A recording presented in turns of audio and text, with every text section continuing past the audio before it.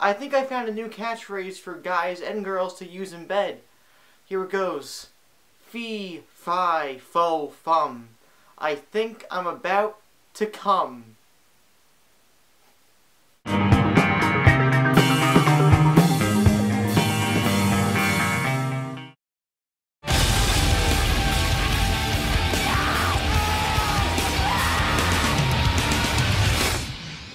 Am I dead? Not just yet. Hey everybody, welcome to MaffmanJones Movie Reviews. I am John Maffio, and today's featured movie is the first movie of March, and it's Jack the Giant Slayer. Jack the Giant Slayer is helmed and directed by Bryan Singer, who created the first two X-Men movies and established the universe, and also the disappointing Superman Returns.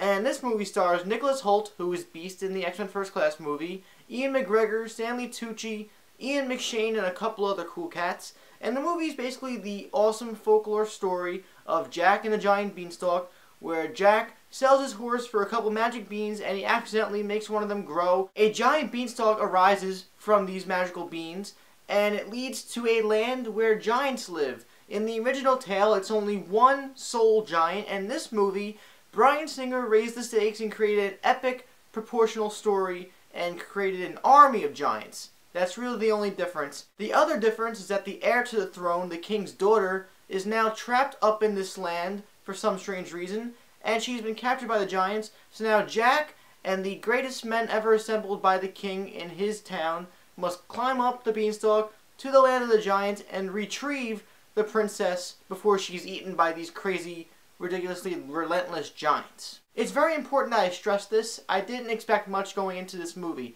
I love Bryan Singer, and I love the X-Men movies that he's created, but I just didn't see what was so special about this movie. And judging by Hansel and Gretel and Snow White and the Huntsman, I guess, I don't know, I'm just not into these Hollywood-produced folklore fairy tale movies.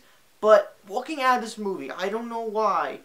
It might wear off eventually, but right now, I thought that Jack the Giant Slayer was a great, fun time, a hell of a movie, and I really enjoyed it. The story is very conventional within the confines of the Jack and the Giant Beanstalk story, but Bryan Singer found a way to create this goofy universe, this really cartoony universe, but make it his own.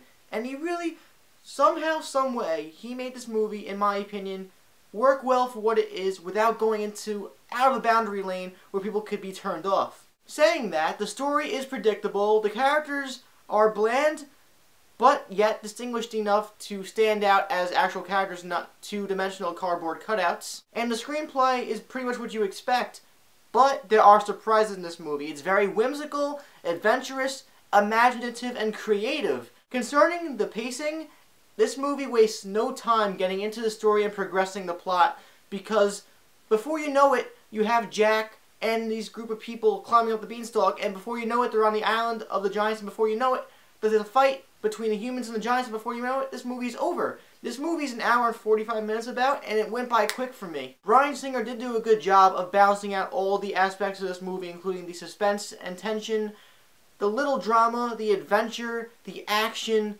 and just the romance and the fun of it all. Despite all the CGI, which I'll get into after this, the action was well shot, very entertaining, and it popped. You don't really have an emotional investment in these characters, but the way the movie flowed, the fluidity of it, it wasn't underwhelming and it didn't overstay its welcome. It did just what it needed to satisfy the audience. And I was very satisfied by this movie in terms of action and everything else. From first impressions, people are complaining about CGI, and here's what I have to say about that.